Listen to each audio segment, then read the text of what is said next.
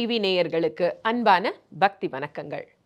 தோடகாஷ்டக பாடல் 8ஆம் பாடல் இன்றுடன் இந்த பாடல் தொகுப்பு முடிவடையுது. நம்ம கத்துக்கிட்ட ஸ்லோகங்கள்லேயே ஒன்றுக்கொன்று சளைச்சதில்லை அப்படின்ற மாதிரி நிறைய விஷயங்கள் புதஞ்சிருக்கு, ட்ரெஷர் இதெல்லாம் அப்படின்னு சொல்லியே ஆகணும்.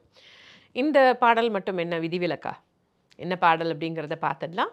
பாடலை ஃபஸ்ட்டு நம்ம கற்றுக்கிட்டு அதுக்கப்புறம் அதனுடைய அர்த்தத்தை நோக்கி நம்ம பயணிக்கலாம். விதிதா நமயா விஷதை ககலா ந சகிஞ்சன காஞ்சனமஸ்தி குரு த்ருதமேவ திதேஹி கிருபாம் சஹஜா பவ சங்கர தேசிகமே சரணம். இந்த பாடலில் மொத்த தோடகாஷ்டகத்தினுடைய சாராம்சத்தையும் இன்னும் ஸ்ட்ராங்காக வச்சுருக்காங்க அப்படின்னு சொல்லலாம்.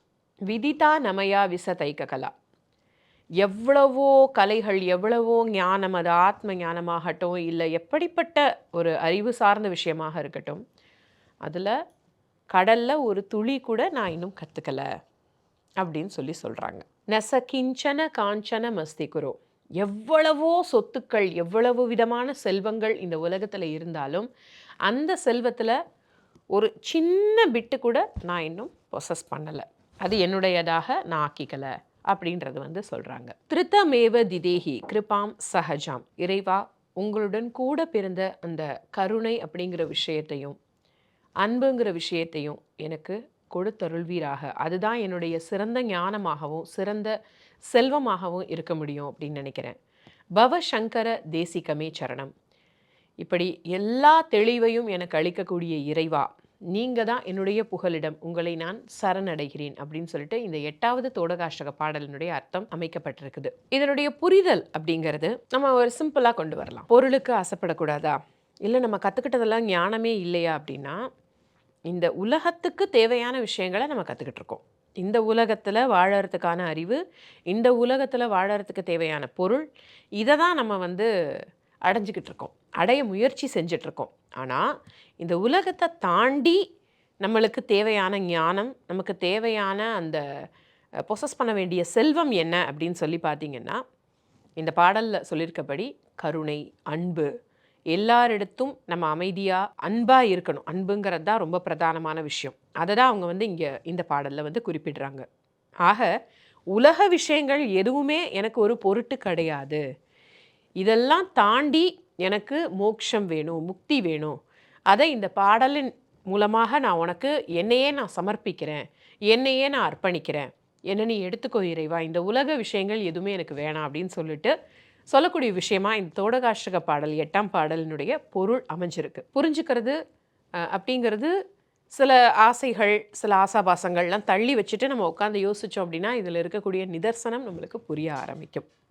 அப்போ அப்படின்னா எதுவுமே ஆசைப்படக்கூடாது அப்படின்னா தாராளமாக ஆசைப்படலாம், ஒரு லிமிட்டோட ஆசைப்பட்டு, ஏன்னா வேறு வழியில் நம்ம வாழ்ந்தாகணும் இல்லையா, அதனால் ஓரளவுக்கு ஆசைப்பட்டுட்டு இறை சிந்தனை அதிகமாக இருக்கணும். அதுதான் அதிகமாக தோடகாஷ்டகத்தில் இந்த 8 பாடல்களில் சொல்லப்பட்டிருக்க கருத்துக்கள் பார்த்திங்கன்னா குருவுக்கு அவங்க கொடுக்கக்கூடிய முக்கியத்துவம். அடுத்தது பார்த்திங்கன்னா மோகத்தை நம்ம கண்ட்ரோல் பண்ணணும், அதுக்கான சக்தியை கொடு இறைவா. அதே மாதிரி என்னுடைய ஞானம் என்ன அப்படிங்கிறது ஒன்றுமே கிடையாது, எனக்கு தேவையான ஆத்ம ஞானத்தை நீ கொடு அப்படின்னு வேண்டுறாங்க. துக்கத்தை போக்கக்கூடிய இல்லை துக்கத்தை ஏற்றுக்கொண்டு அதை எதிர்த்து வாழக்கூடிய சக்தியை கொடு இறைவா அப்படின்ற மாதிரியாக தான் அர்த்தங்களோட இந்த தோடகாஷ்டகம் ஃபுல்லாகவே எல்லா பாடல்களும் அமைஞ்சிருக்கு. கண்டிப்பாக தோடகாஷ்டக பாடல்கள் நீங்கள் இனிமேல் ரெகுலராக பாட ஆரம்பிப்பீங்க அப்படின்ற நம்பிக்கையோட இன்னும் மற்றும் ஒரு செட் ஆஃப் நிறைய ஸ்லோகங்கள், பஜன்கள், அஷ்டகங்களோட உங்களை நான் அடுத்தடுத்த எபிசோட்ஸில் சந்திக்கிறேன்.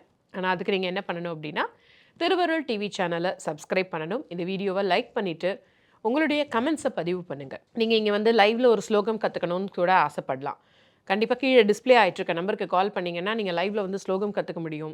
இல்லை பாட்டு கிளாஸ் எடுத்துக்கணும் அப்படின்னா அதுக்கும் நீங்கள் அந்த நம்பரை காண்டாக்ட் பண்ணணும். அதே மாதிரி உங்களுக்கு சில ஸ்லோகங்கள், அஷ்டகங்கள் தெரியும் அப்படின்னா அதை நீங்கள் போஸ்ட் பண்ணுங்கள். ஸோ அதை உங்களுக்கு பாடலாக சொல்லிக் கொடுக்கணும், இல்லை அதனுடைய அர்த்தம் இன்னும் உங்களுக்கு தெரிஞ்சுக்கணும் அப்படின்னா அது எல்லாமே நீங்கள் கமெண்ட்ஸில் போஸ்ட் பண்ணிங்கன்னா எங்களுக்கு நீங்கள் தெரியப்படுத்துறதன் மூலமாக அதற்கான முயற்சிகளை நாங்கள் எடுத்து முன்வைக்க முடியும்.